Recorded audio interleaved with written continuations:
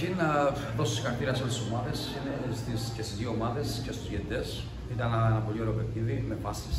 Νομίζω ότι είναι ωραίο να γίνονται τέτοια παιχνίδια σε τέτοιο γήπεδο. Τουλάχιστον το ευχαριστούμε τα παιδιά και εμείς, σαν προπονητές. Θεωρώ ότι η απειλία, ο τρόπος που δεχτήκαμε τα γκολ, 3 γκολ με στατικές φάσεις. Νομίζω εντάξει, ο Ηρώδης είναι μια καλή ομάδα. Έχει δείξει ότι φέτος είναι, το έχω πει από την αρχή, ότι είναι ίσως το μοναδικό φαβορί για το πρωτάθλημα. Ένα σημείο που θέλω να σταθώ είναι στη φάση του δοκαριού στο 1-0. Αν ήταν 1-1 θα ήταν διαφορετικό, ίσως ήταν διαφορετικό το αποτέλεσμα.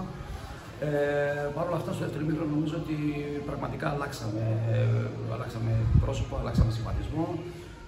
Μας βοήθησε και ο αέρας που τον είχαμε κοντά στον αέρα και είχαμε πρόβλημα στο πρώτο ημίχρονο με τις στατικές φάσεις. Αλλά στο δεύτερο ημίχρονο δημιουργήσαμε κάποιες φάσεις, βάλαμε ένα γκολ. Ίσως με ένα γκολ ακόμη μπαίναμε στο παιχνίδι. Εντάξει, συνεχίζω. Μας είναι δύσκολη η προσπάθεια που κάνουμε, γιατί παίζουμε σε κάθε παιχνίδι με πολλούς τραυματίες και πολλές ελλείψεις. Φανταστείτε, σήμερα κάναμε 3 αλλαγές οι οποίες ήταν τραυματίες και αυτοί. Και νομίζω ότι η συνέχεια είναι δύσκολη και κάθε παιχνίδι είναι και για μας δύσκολο.